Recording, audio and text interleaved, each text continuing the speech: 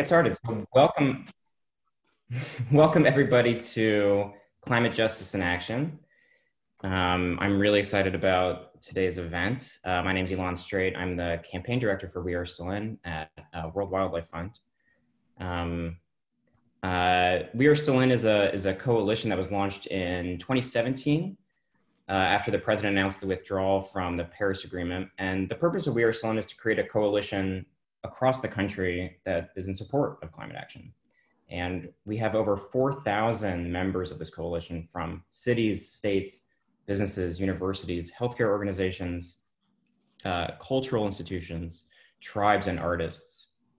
This event today is occurring in the context of several crises going on in this country. We have an economic crisis, we have a COVID crisis, of course. We have a climate crisis, most clearly demonstrated by the wildfires in the West, hurricanes in the Gulf. And we have a racial justice crisis, most clearly exemplified yesterday by the failure to hold police officers to account for the murder of Breonna Taylor.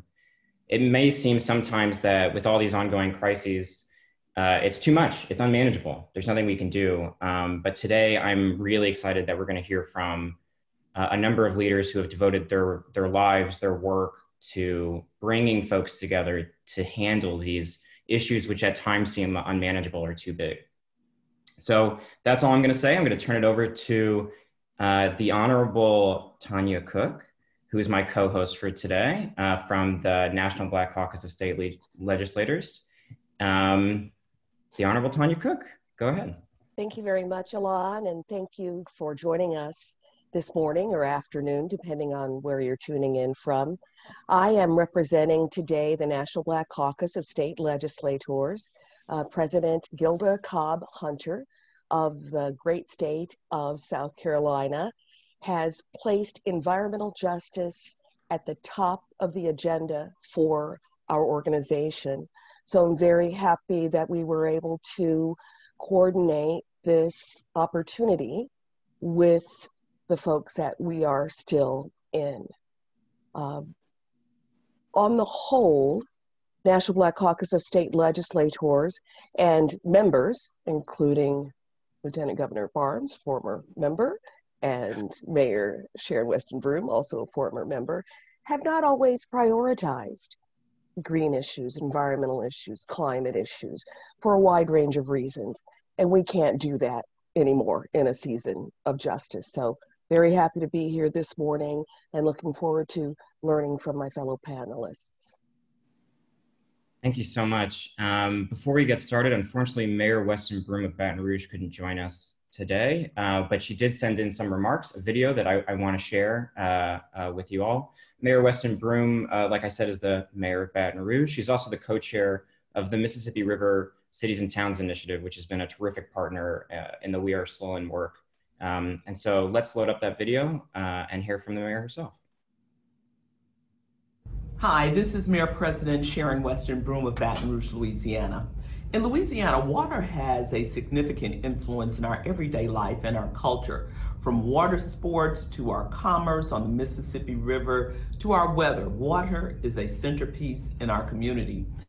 Baton Rouge sits on the largest river by volume of water in the world.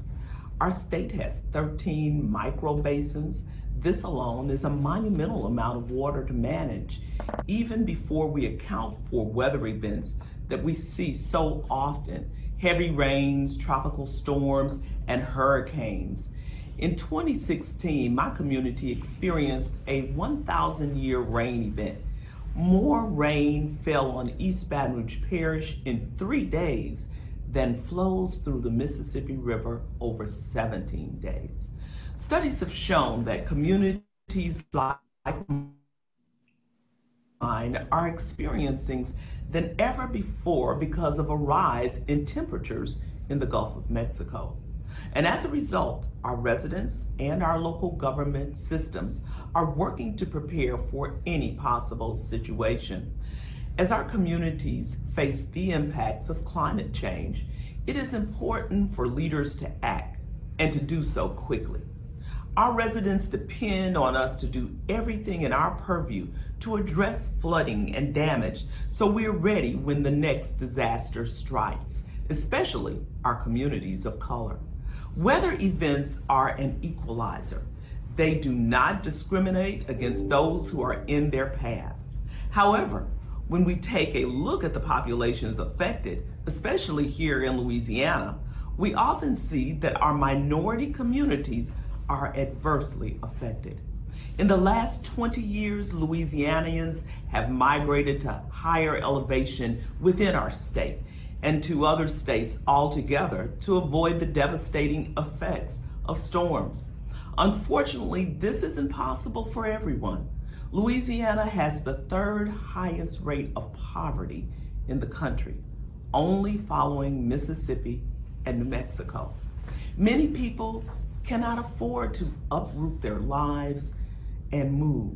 And as we have seen most recently with Hurricane Laura, many of our residents cannot afford to evacuate, which ultimately leaves them to deal with the loss and devastation. Our residents, especially communities of color, are especially vulnerable to the effects of climate change. They're on the front lines of these situations, and when the torrential downpour starts or when there is any weather event, our most vulnerable residents will always be here to manage the aftermath. As a leader in local government, I understand my role is ensuring that we learn to adapt to climate changes to protect our homes and our residents. In 2018, as part of the Mississippi River Cities and Towns Initiative, we completed a habitat restoration assessment to determine the best places to restore habitat to achieve the most resilience. Indeed, specifically, there is a wetland just south of Baton Rouge we are trying to protect and expand as a natural flood storage area. To help us in this work, we have proposed and passed in the House the establishment of a resilience revolving loan fund at the federal level, which can be used for multiple hazards, not just floods. We also partnered with Quantified Ventures to deploy 2 environmental impact bonds to restore natural infrastructure in Tennessee and Louisiana. In Baton Rouge specifically, we are working to comprehensively address drainage. Our current systems were not designed to manage the ever-increasing amount of water. We are nearing completion on the Stormwater Master Plan, which is compiling information about all our drainage ways as well as mapping them out. This will allow us to have a complete assessment of the waterways within my parish so we can work to address drainage as best as possible in the future. This project is the first of its kind in my community. It will lead to smarter and more effective water management. Communities around the country, especially my community, cannot afford to wait for their leaders to take action. We must be proactive in facing our issues head on. Our residents depend on it. Thank you to Mayor Broome for those wonderful remarks, which I think laid out a number of key issues. I now want to turn it over to Mustafa Santiago Ali, who's going to be leading our discussion today. Dr. Ali is the Vice President of Environmental Justice, Climate, and Community Revitalization for the National Wildlife Federation. Over to you. Thank you. Thank you. And thank you to We Are Still In. Thank you to NBCSL. And thank you to each and every one of you who are watching across the country and thinking critically about how do we make real change happen in our communities and across our nation, and of course, and also helping to save our planet. You know, this is an important moment in history where we actually get a chance to make real change happen, because literally our lives are depending on each and every one of us getting engaged in the process and holding folks accountable, both ourselves, our elected officials, our policymakers, everyone who is a part of the mix. You know, we are talking today about our voices, our communities, our solutions to how change actually happens. And I hope everybody who is watching is ready for some real talk, because folks are going to drop some serious knowledge on you. Then the question is going to be, what are you going to do with that knowledge, that additional information that you have to empower you to make real change actually happen? We all know the impacts that are happening from COVID-19, and panelists will break it down for you today about the connections that exist. We all see these impacts that are happening from climate change, and they will take you through there. But we also need to understand the power of policy and the power of civic engagement and how all this comes together to make real change happen. And we have some incredible, incredible folks who are going to take you on this journey toward justice and a journey toward actually a better and more promising future for ourselves and for our country. And with that being said, we're going to now go to some opening remarks from our just incredible panel that we have here today. So we're going to start with Mayor Errick D. Simmons, who is the first African-American male and the second African-American mayor of Greenville, Mississippi, where he received the highest percentage, 74%, folks, so that's why it's important to vote, of the popular vote ever received by a mayoral candidate in Greenville. So Mayor, I'm gonna turn it over to you. Thank you so much, Dr. Ali, and hello everyone. It's indeed a pleasure to be on this panel to serve with this such distinguished panelists on this issue. We are currently facing a threat on three fronts. Of course, on one front, we have the ongoing coronavirus pandemic. On the other, we have record hurricane season, which is, we're going to talk about climate coupled with major storms. And finally, the terrible impact on our city revenues, jobs, and healthcare from the pandemic. We have over 6 million confirmed cases in the US. We have nearly 125,000 COVID-19 cases along the Mississippi River corridor. You heard from my colleague, Mayor Sharon Weston Broome. I'm on the MRCTI organization with her. Here in Mississippi, we have over 87,000 cases, and here, and we're staying high in my city here in Greenville. Most of our coronavirus cases affect about 90% of Black folks. And so it is having an adverse impact on the folks we have here. I thank all of you for being in the fight, in the circle of justice for climate. The puzzling thing for me though, Dr. Ali, is that everyone should be in this fight, from the White House to City Hall. And so we have to exercise our right to vote. And hopefully on November 3rd, we can circle that circle and get someone in the White House who can join us in this circle of climate justice for action. You know, so, you know, when I'm a man of faith, and I always ask the question, you know, how can we make sure we do the things for our children and our grandchildren? And so the Bible tells us, love thy neighbor as thyself. If we do that, we'll think about our folks, you know, on the coast, when they're dealing with hurricanes in Louisiana. We'll think about the sea level rise in Florida. We'll think about the wildfires in California.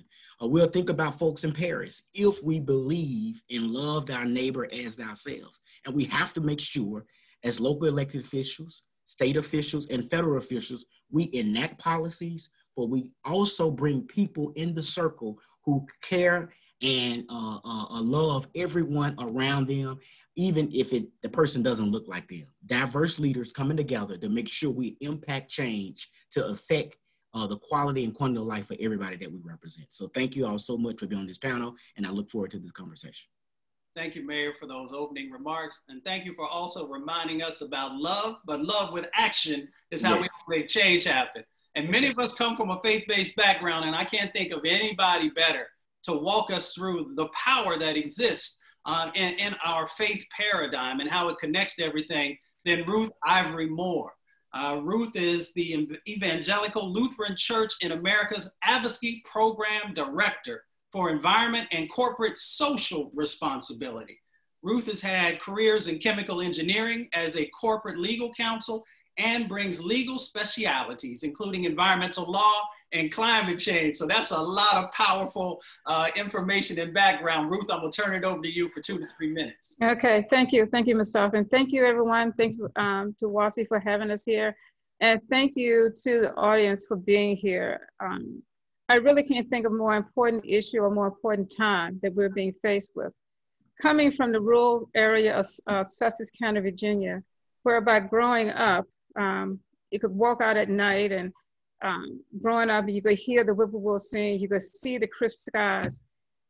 It's really ironic to where we find ourselves now. But with that said, we can never lose hope. And as people of faith, as people part of society, that is where we operate on. We operate on it no matter what we're seeing or no matter what is going on. We do know that there is a way out, but it does mean that we need to come together. We need to come together, whoever you worship, whether whoever your God is, we all believe that we need to protect and care for the earth and care for creation. You know, it is unfortunate that history will record 2020 as a momentous year, not for what was achieved, but what was revealed. In 2020, the world, and particularly the United States, received a jolt from the collision of the novel coronavirus and climate change and systemic racism.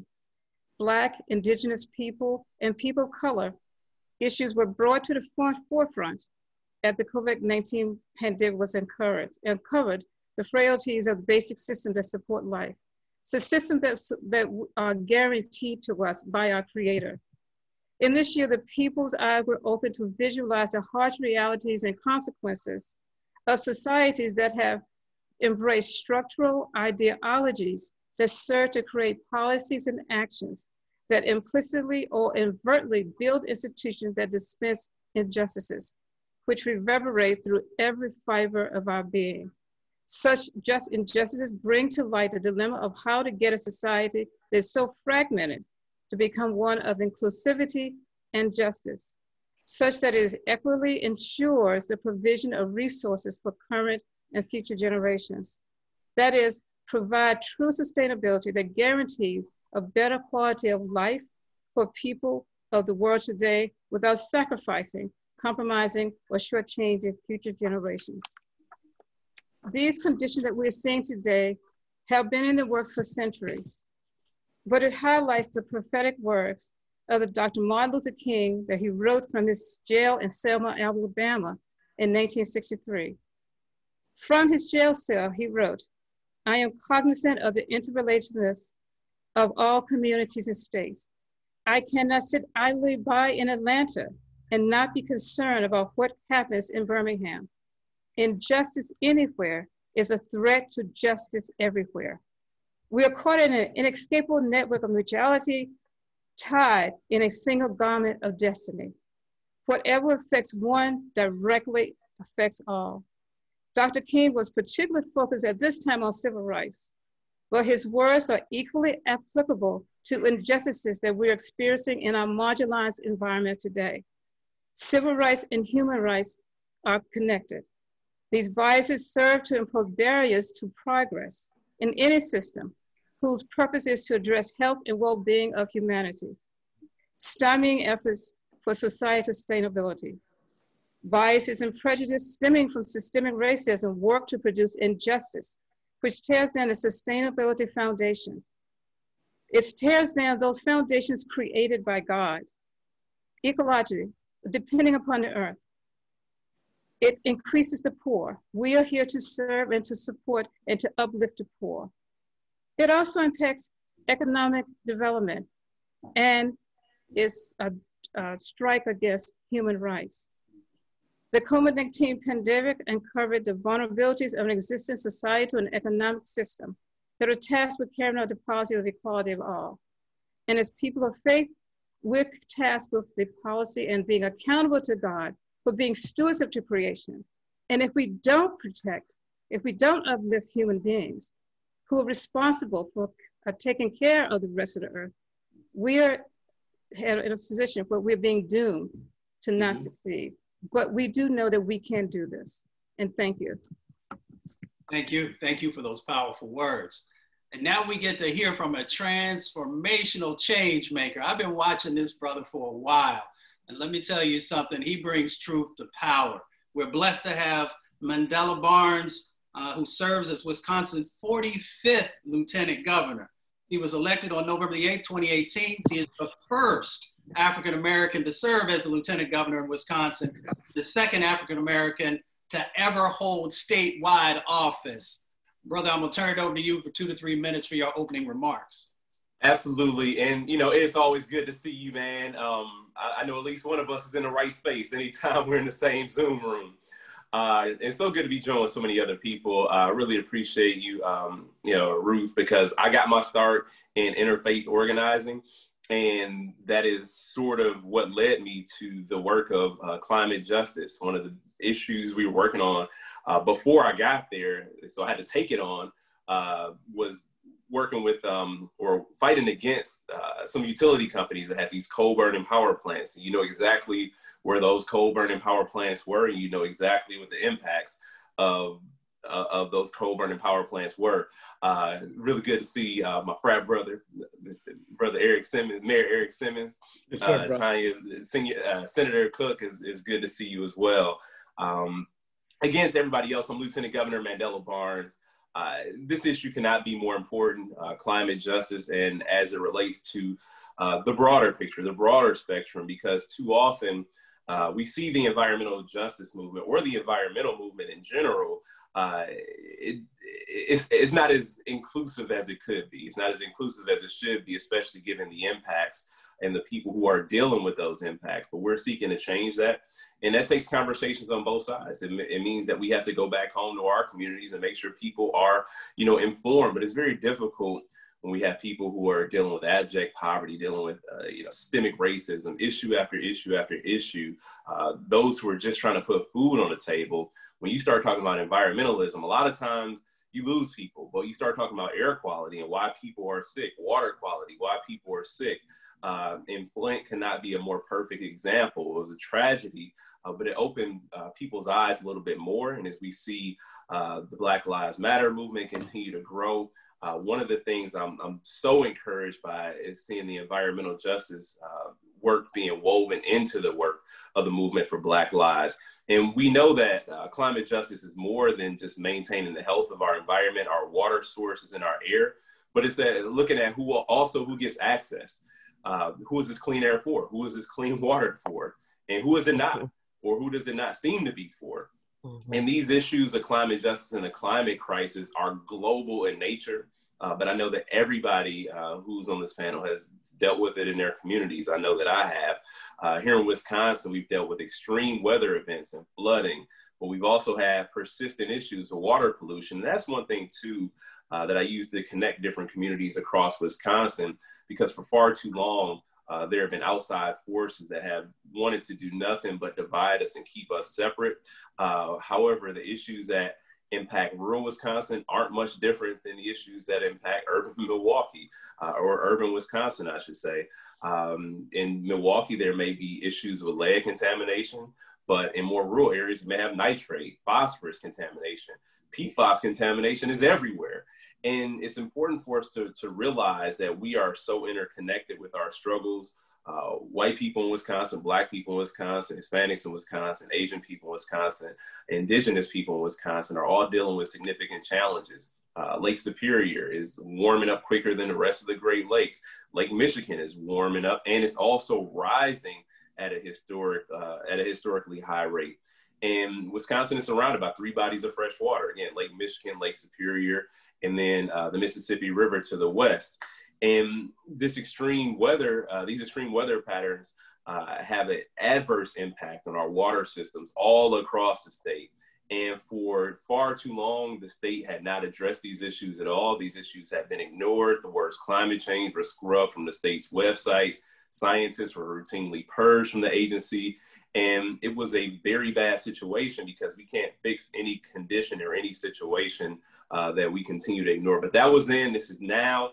I'll remind people the very first words I said on election night after a very long night waiting on results. When we took the stage, I said, well, we're bringing science back to Wisconsin. And I meant it. And I get to serve as chair of the governor's task force on climate change.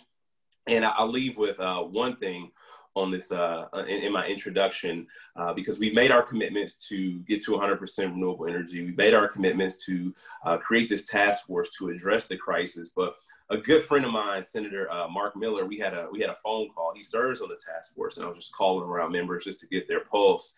And he's been in the he's been in the legislature for a while. I consider him to be a good friend, and he thanked us for our work. He thanked the staff. And he said that a lot of the issues that impact communities of color, a lot of the environmental justice issues, he didn't know. And he's an avid environmentalist. Like he has been a champion for environmental causes. If you bring the issue to him, he'll learn about it, he'll study about it, he'll take up the issue. But there was still so much that he didn't know. And it wasn't intentional. It wasn't that he didn't want to know. It's just that these things had never come to him before. And so in so many of our presentations, we have people from a diverse set of backgrounds, professions, and disciplines come and just display their work for the task force. And so not only was it impactful for the public, it was still impactful for our legislators too. And he was genuinely thankful for the presentations that he was able to be a part of. So there's still so much education that has to happen, even people who do get it. Because he is a person that I truly believe he's a person that gets it, but there are so many other people who get it, but don't get it. And that is what our role is. And I'm hoping that we can do so much more of that so that this work can be as impactful as possible. So appreciate you all for having me. I'm looking forward to a great discussion. Thank you. Brother, can you send that sign to 1600 Pennsylvania Avenue? Yeah. All right. Now this is a nonpartisan event. Yes. Okay. Thank you. I'm sorry about that. So I'll get nobody in trouble. You know what the real talk is, though. So we'll get to that in a little bit. We're also blessed to have the amazing Tanya Cook, who's with us, who shared a little bit earlier. I just want to give you a chance. Also, I want to call out, and so folks know you are policy lead for the National Black Caucus of State Legislators. Of course, we both love Gilda Cobb-Hunter Yes, to we death. do. But I just want to give you a minute or two to also share some opening remarks. Absolutely. Thank you very much, Dr. Ali. What a panel. I'm enjoying this.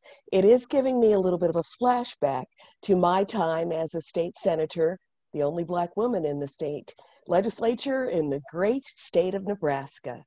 And I'm a city girl, learning a lot about the fact that the ag economy, to a large part, along with financial services, drives the economy. So you can imagine the early conversations that we have about things like the Trans-Canada Pipeline coming across the Ogallala Aquifer.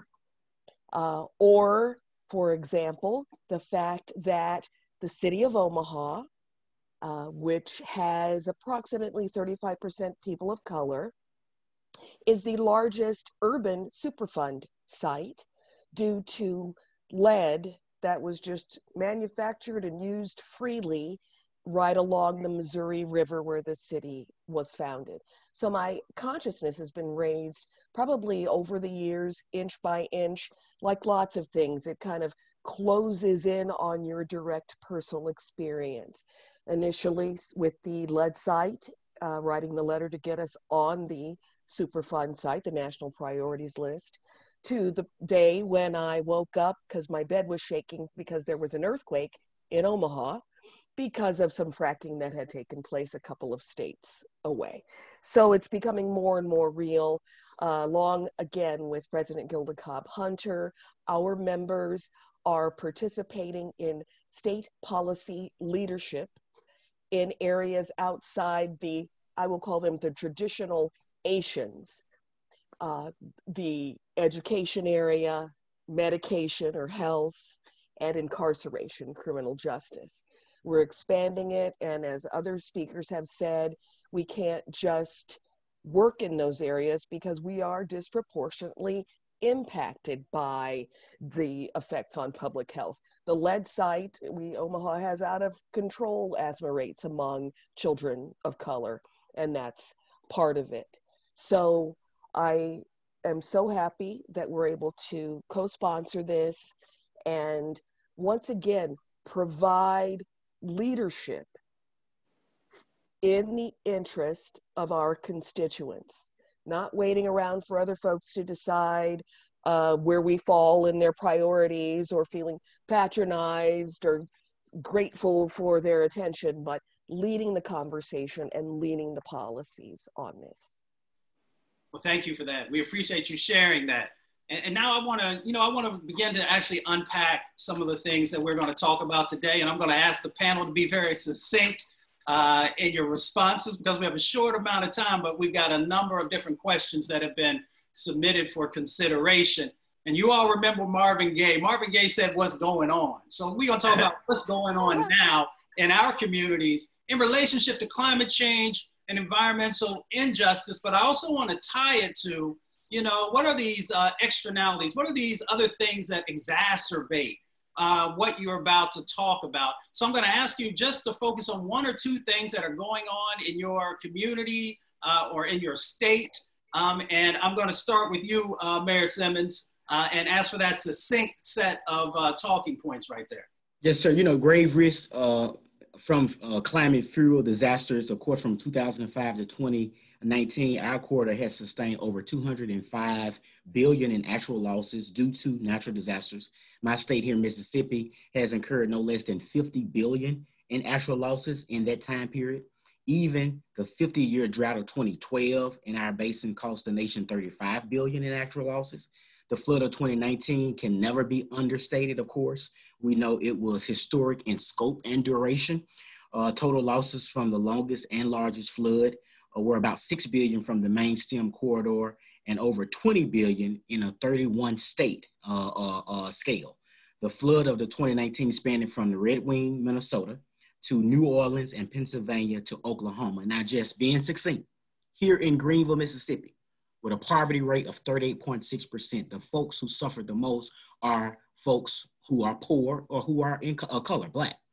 In 2011, to show you how climate has really affected, in 2011, we had a flood, and the total municipal damages were about $500,000. In 2016, the flood of 2016, we had $600,000. In the flood of 2019, we are nearing $5 million in municipal damages. We had 37 street failures and 30 sewer failures because the water seeped under the levee and it caused failures throughout the city. And so, of course, historically Black areas that had been neglected with infrastructure now couldn't flush. They were displaced. And so it shows that climate change is real and these impacts have a disproportionate impact on Black and brown communities. And so I'll just shut it off there. I do want to say it's important to understand that the folks in my community, they're not coming to me about broad climate policy. I know the Lieutenant Governor mentioned that. They don't even mention climate change at all. What they're coming to me about are those impacts to their families. How can I get back into my home? When you got to fix a force main in my city because of climate, you increasing my sewer rate and I ain't got but an SSI check. So how can I get my medicine on my diabetes and still pay an additional amount on my sewer? But that's the only way from municipal governments that we can do some of these infrastructure repairs. And so those are some real issues.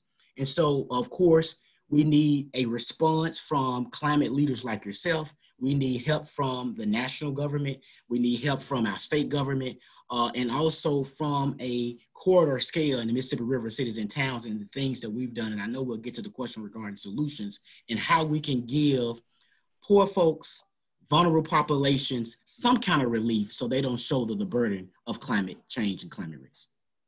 Thank you for that. And I appreciate that coming from a community of 500 people. So any of y'all living 1,000 or more, y'all in the big city. We now gonna go to Miss Ivory-Moore. Same question. Okay, coming from the Lutheran Church, our community is not just our next door neighbor. It really is the people across the country and the people in the global world. And we're seeing some of the similar things, no matter where we are. We're seeing places, whether I'm in Texas or I'm in Puerto Rico, I'm seeing still places like Puerto Rico who have not recovered from Maria. I'm seeing people in Barbados who have not recovered from Irma. There are things that are still happening now. And I'm seeing that this is causing a reverberating effect through all the communities from the farmlands in the Midwest who suffer from either drought and or flood, or the wildfires in California, or all those, the Western states. So what we're finding is that people's livelihoods are being impacted. They don't have the food, we don't have food, a lot of them. Some of them live in food deserts.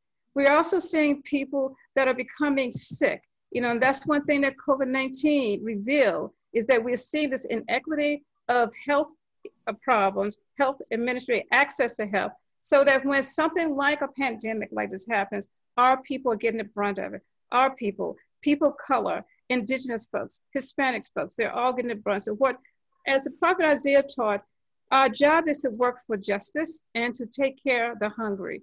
And that's what we're doing, because we're seeing people who can't feed themselves. We're seeing people who've lost their jobs and don't see any way hope.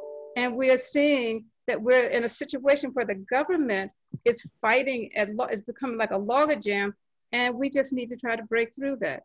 So from our perspective is that whether I'm in Yale, Virginia, where I'm from, or I'm in the middle of North Dakota, the language is different. You know, I can't go to North Dakota and talk about climate change, but I can talk to him about the love of land he has and the impact that it's having on his crop because there was a drought this year. And we know that drought was caused by climate change. Or if I go to an area for flooding. So we're seeing the same thing. We're seeing people are hurting.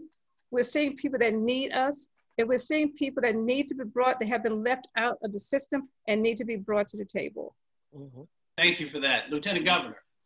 Yeah, so I would say it comes down to just quality of life, just in general, to put it broadly and to be as succinct as possible.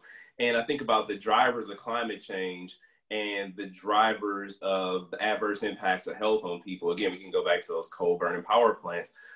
We can also talk about the lead issue as well and the health impacts, because people who have dealt with lead poisoning have compromised immune systems. People who have been subject to breathing in toxic air, the impacts that they're going to feel. And to put this, to make this point more salient, these are the people who are dealing with the harshest impacts of COVID-19 currently.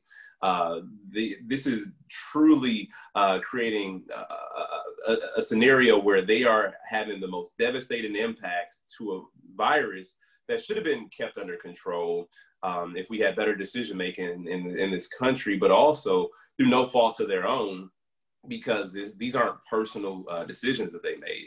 You have to drink water to survive, and you don't know immediately if that water is contaminated that you're drinking, and you have to breathe air to live, and you don't always know if the air quality that you're breathing is good enough to literally sustain life at this point.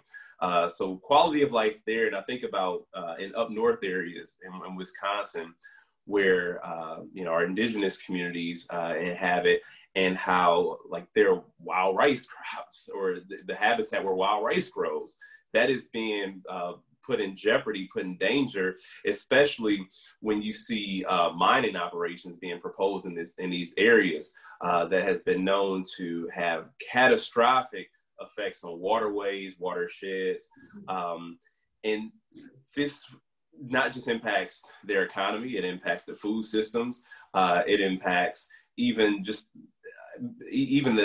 the ability to be able to inhabit that land, because if you can't grow food there, if you can't drink the water, you can't live there. And so it's pushing people, it could potentially push people out. And these aren't necessarily climate change, but it's the same drivers of climate change. It is the same things that are disrupting people's daily lives. And these are the same things that are going to contribute to our changing climate, unfortunately. Thank you for that. Ms. Cook. What's going on here? I'll stick with Omaha. We had something called a bomb cyclone hit Nebraska last spring, causing about $1 billion with a B worth of damage in our great state and surrounding area. And unfortunately, 3 people lost their lives. With that, the utilities boards, the state legislature, they're increasingly open to a conversation that climate change is real. And I talk to you as a person who stood in a legislative chamber with a colleague telling me that it was just weather, and another colleague turning red in the face because we'd used the term global warming, and he viewed that as a political term, and he was just kind of losing it over that. So the conversation here is continuing, especially as more people with climate as a priority are elected to local utility boards and to local offices. Thank you for that. So let's answer the question, how did we get here? We know that Black and brown communities are dealing with a number of injustices. So, in our real talk conversation, we understand that policies and systemic racism plays out in many of the impacts that we're seeing. So, Mayor, I'm gonna turn it over to you to talk either about the issue that you just raised or how these policies and systemic racism plays out in these impacts that continue to happen. Dr. Ali, I think you said it even with the introductions of my good brother, Lieutenant Governor Barnes when he's the first African-American to hold that seat, or I'm the second Black to hold this seat. You know, compelling to me when I became mayor of January 2nd, 2016 on my mama's birthday. She came into City Hall in the mayor's office and said in her 58 years, she had never been into City Hall in the mayor's office. My grandmother stated that she, 90 years old, had never been in City Hall outside of coming to pay a water bill.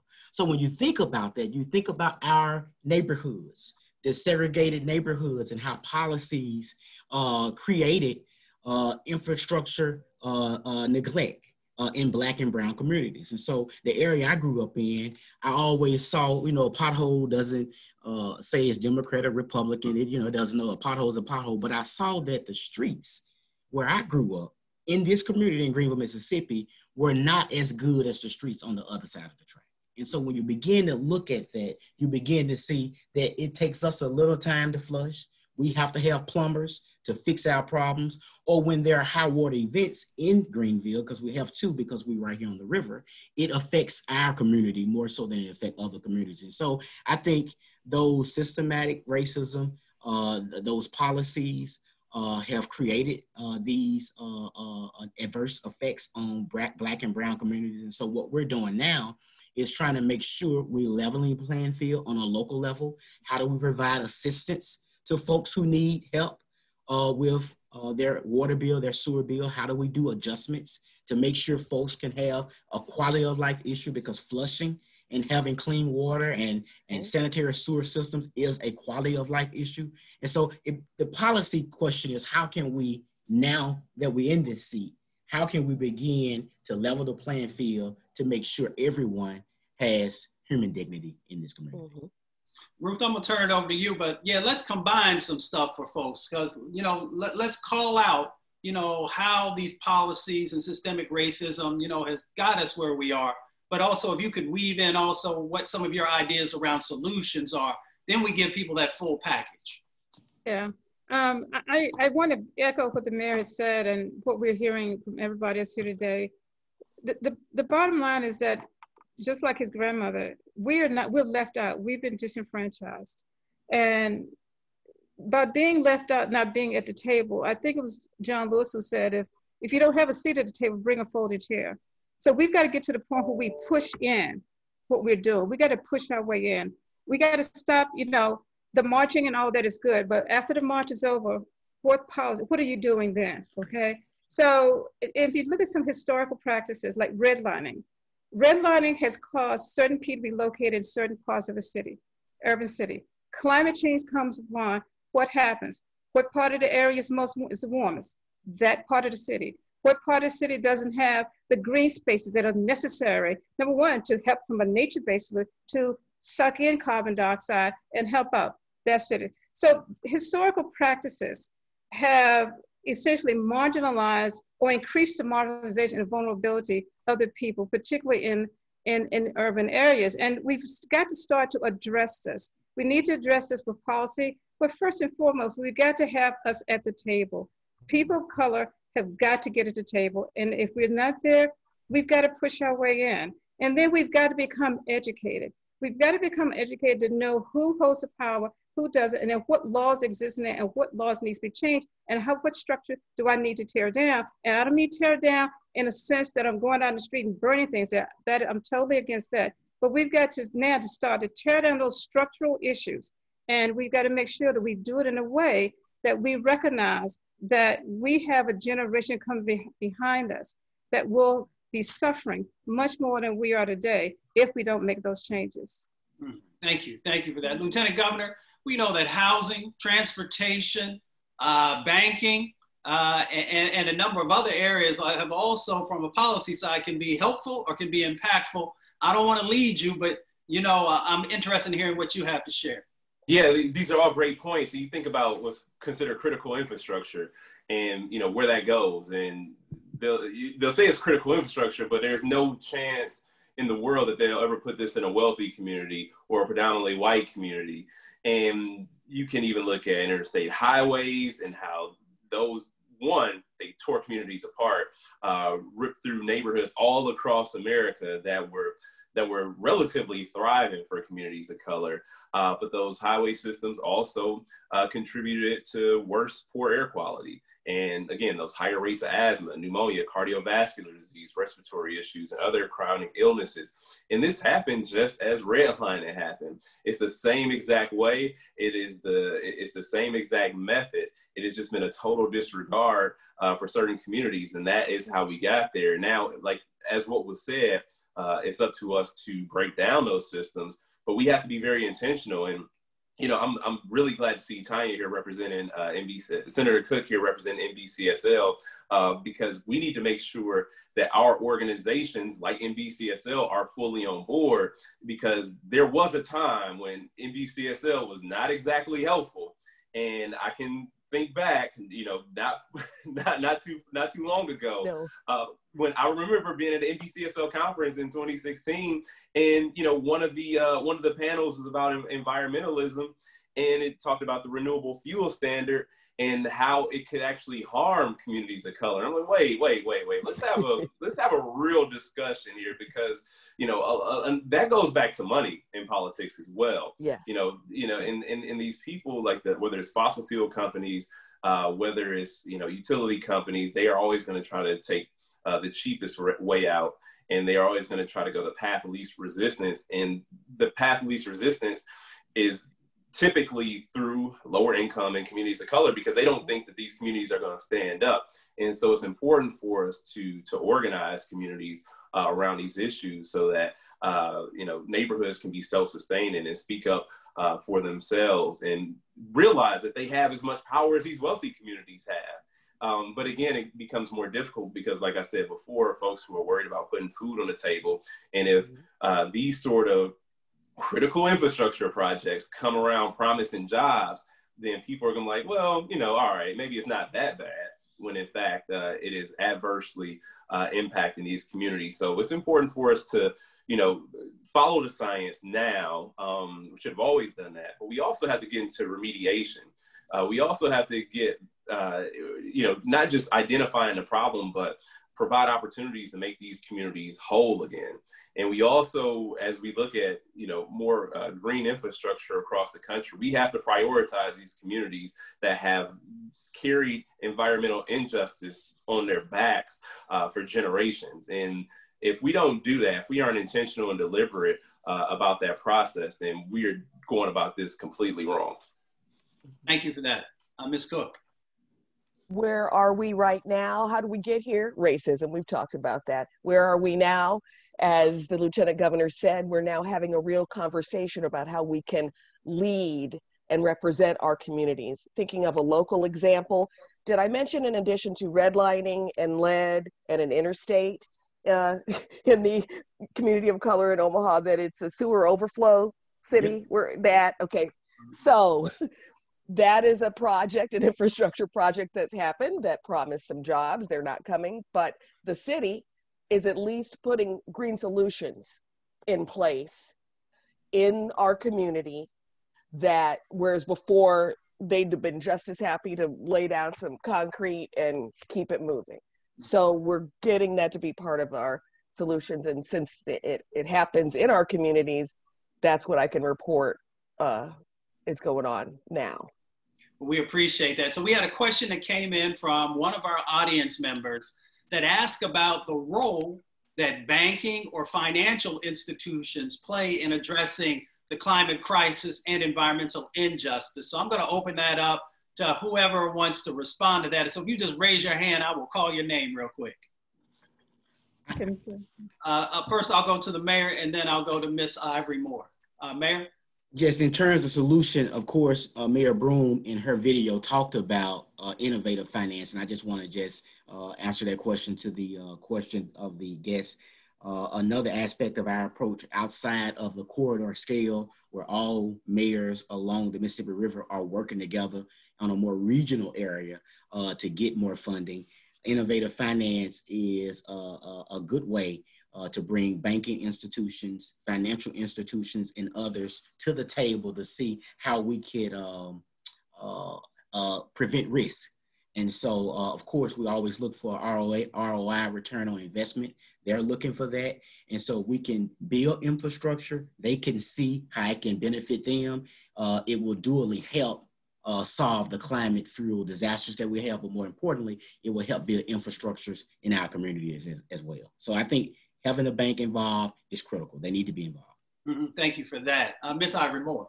Yeah, banking, credit unions, they're extremely important. In order to get, for example, what we're doing within the Lutheran Church, we're identifying a number of different green sustainable projects. And what we're doing is to make sure we bring us first talk to the community, what do they need, and how do we get the financing for that?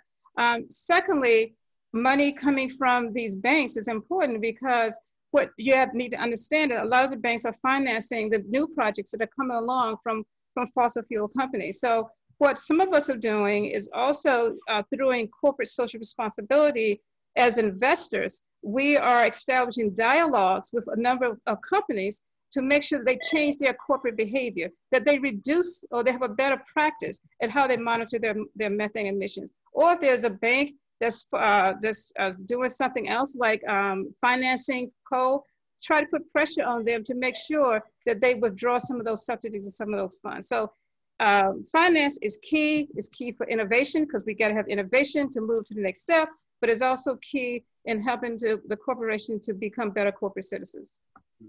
Yeah, they gotta divest. You know, that's what it comes down to. You know, you can't make these pledges about, you know, how you're going to go green as a company at the same time you're pumping money in to prop up these same industries that have been so damaging. And I use Microsoft as an example. It's just the first one that came to mind because their climate plan, their renewable energy plan includes a plan to not just be carbon neutral, but to be carbon neutral throughout the life cycle of the entire company. So any carbon emissions, you know, from, if I'm not mistaken, it was Microsoft. Let me just say a company because I could be wrong. But there was a large company I do remember reading about where they said, you know, all the carbon emissions since they have been active as a company. Oh, I did have it right. I looked in the chat. And so they plan to, you know, go neutral throughout the life cycle, which is incredible. And this is what banks should do, because if banks have been investing in fossil fuel organizations, contributing to climate change, the money that they need to invest in green jobs and green infrastructure needs to match what they put into fossil fuel companies that got us to this point that we're at right now. Mm-hmm. Thank you for that. We got a number of questions that are coming in, and we want to thank all the viewers for that. So I'm going to try and combine some stuff so that we can get to as many as we possibly can. So one of the questions is, how can the healthcare community better assist the impacts that are happening in our most vulnerable communities? And then one of the other questions that we should also dive into, although it's been touched on, is the Black Lives Matter movement, or the movement for Black lives. You know, how do you see the intersection of that playing out also and helping us to move in a positive direction? So whoever would like to answer that, I'm going to let you go ahead. Lieutenant Governor, you're lit up, so you can have either piece of that if you'd like to. Well, like I said, and I touched on it a little bit, but that intersectionality has to happen. This is an issue of Black life. You know, this is truly Black life and death. It's not as apparent as some of the other issues that have been raised by the movement of Black Lives. However, it is an ongoing, persistent, and systemic issue. And so to not couple this would be a complete loss, not just for the movement for environmental justice, but it would be a loss for the movement for Black lives. People are actually dying. People are becoming sick. It is leading to catastrophic outcomes economically. And again, with COVID-19 being as prevalent as it is, and its prevalence in Black and brown communities, there is no way that we can ignore these injustices. Mm-hmm. I'd like to speak to the healthcare community. What I've seen work really well is healthcare providers, healthcare institutions sponsoring community trails, like being an advocate at the table when the city wants to make something over, that are constituents need a safe place to walk and to exercise and to take care of their health, or to have legislation on community gardens. We had a bill a few years ago where you could use if you're on SNAP benefits, you can use that at a farmer's market. And those are the kinds of things I've seen healthcare institutions really help advocate for, to be on the public health end, the preventive end, versus here you are having your first stroke. Exactly. Complete streets, having safe, walkable communities where people can not have to use a car to get to a grocery store, or, you know, and like for me personally, and I live like probably 1.5 miles from a grocery store, technically in walking distance, but it's not walkable. You know, you step foot on that street if you want to. No doubt. With bags. Yeah.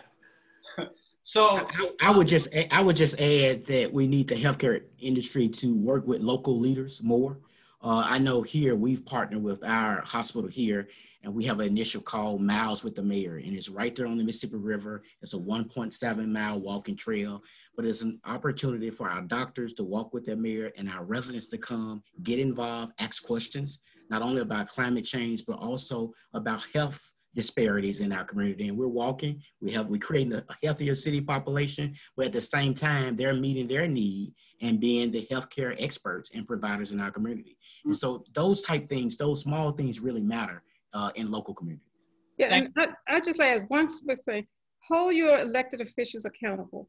Hold them accountable to what they're doing. And also, we need as community to take a responsibility to become knowledgeable, understand what's going on, because understand now that our healthcare system is under attack. If the current administration gets its way, the Affordable Care Act will be invalidated. Yes. And people with pre-existing conditions, people, that gap between Medicaid and insurance, we thought that gap was large before, it's going to become humongous. So what we've got to understand is that we've got to become engaged, we've got to become informed, and hold your elected officials accountable. Thank you for that. So we only got a couple of minutes left, so I'm gonna give everybody some closing time here. I'm gonna need you to be brief, and I'm gonna give you some parameters also to work in, because I'm curious about how you are working with youth, how are artists and other creatives a part of the work that you're doing, and also what is inspiring you in the moment? What successes are you seeing? So with that being said, and I talk slow enough that the mayor should be ready to go, I'm gonna go to you, Mayor, for your brief remarks. Well, real brief, we have the largest mayor's youth council in the state of Mississippi. My staff gets mad at me because I never like to tell a child no. We also do a second grade extravaganza. And in this second grade extravaganza, we give government 101, where all second graders in public, private, parochial school, they come to City Hall and they see what they mayor do day in, day out. And of course, they ask the darnest questions like, Mayor, when your term ends? But more seriously, we try to keep them engaged in climate discussions, healthcare discussions. We do town halls where they go out, diabetes checks, any issue regarding health and our citizenry. Our youth are really engaged. And so what's been interesting as of late is the TikToks. And so we say, you know, you get on TikTok and you listen, you know, there's a song, everybody talking about WAP with you know, that WAP song right now. I just tell them, y'all WAP with climate change, y'all WAP as it relates to what initiatives y'all gonna come up with, and holding me accountable as your mayor, but also how can you engage your colleagues to be at the forefront of change in your community. So we do that here in the city of Greenville. I'm coming to Greenville, I'm telling y'all. So for all y'all watching, when the last time y'all heard a climate conversation talk about the WAP? I'm just saying, I'm now going to Miss Ivory-Moore. Oh, I would like to give a shout out to a couple of local institutions led by Black women. One of them is the Union Center for Contemporary Arts, which uses art. It's a safe space, and it uses art as a vehicle for social change. They do gardening, national, international exhibits. There's another one called No More Empty Pots. CSAs, providing meals, providing job training, chef training. They leave with a set of knives. And those are two initiatives that I'm very proud of in our community. Ruth Ivory-Moore. Okay, just very quickly, we include young adult and youth in all of our programs. I actually had to leave in about now to go to a conference that I'm holding, the Good Trouble and a Healthy Planet. It's an intergenerational conference. Our moderator is a young adult, and we just make sure we do that. But we also bring music in. Music is universal. So between being intergenerational, making sure it's intentional about bringing in young folks, we also use music as a great tool to communicate. Fantastic. Lieutenant Governor, bring us home. Yep, absolutely. Just want to remind people that this work is ongoing. And speaking of youth, I think the most encouraging part about this is the youth and their commitment to the environment, environmental justice, and the future. We were very intentional about having youth representation on our climate change task force, meet pretty often with youth environmental groups as well. And if I see something in the news about some kids doing something, like I ran across a story in a very local paper, in a community paper, about it was a group of 3 or 4 young men, all young men of color, and they were cleaning up around the river because they learned about PFAS contamination. It inspired me to reach out to them and get them involved in some kind of way to keep our conversations ongoing. And the arts community has been pretty active. And that's one other avenue that I need to be more intentional about exploring and connecting those dots. I've been active with the arts or with the arts community as it relates to arts, but I haven't done the work to merge those two. So thank you for that task. I'm now even more encouraged to move forward. And these goals, as we know, aren't about making ourselves feel good. They're about doing the right thing and improving, again, quality of life for the people in our community. Most definitely. Shout out to the Hip Hop Caucus and all the other creators. Oh, yeah. Yes. Dr. Ali, I'm sorry. I just want to let everybody know that WAP stands for We Are Powerful. Okay? There it is. Okay, good. Thank you for that clarification. That was needed. That was necessary. Thanks. All right, cool. All right now. And I just want to remind everybody that you have power unless you give it away. And I'm now going to turn it back over to Ms. Cook and Elon. And thank you all so much for your incredible information and your dedication to making real change happen. Thank you so much to everybody. Go ahead, Ms. Cook, sorry. No, I want to thank everybody for participating. As I said, it's always exciting to learn what we are working on and how we provide leadership. Can you fantasize for a minute if in the halls of justice and in the chambers where laws were made, that our issues were prioritized 50 years ago, oh God forbid, 100 years ago, where we would be? We wouldn't be playing catch up with a pandemic. We wouldn't be watching the world literally catch on fire. However, that is not the story of our history. So I'm very grateful that, look how in a short time, Lieutenant Governor Barnes, NBCSL has gone from that session to which you made reference to a priority of environmental justice. Last year, we were the only organization to sponsor a presidential candidate panel. Dr. Ali was our facilitator on the issue of the environment. So we are disproportionately impacted. We're not going to wait on other people to make us necessarily the policy priority they should, but as we've mentioned, we've always managed to move things forward even while other folks weren't ready to do the right thing by us. So NBCSL stands ready to provide its members with resources and connections to make these policy changes happen in their states. I have to go. So I have to say thank you. Thank you. It's nice to meet you. Thank you. Bye. Bye. Thank you. I just want to say thanks. I can't say it any better than what Tanya just said. Thank you so much, everybody, for joining. We got some amazing questions in the Q&A that we didn't have a chance to answer to, and this is an ongoing discussion. And so we're going to try to find some way to follow up with everybody that attended and keep this conversation going. So just thank you again to the panelists. It has been a great discussion, and have a good rest of your day, everybody. Great. Thank you. Thank you. Thank you. See everyone. Good to see all y'all. Ayo. Good to see you. All right, yo. Thank you.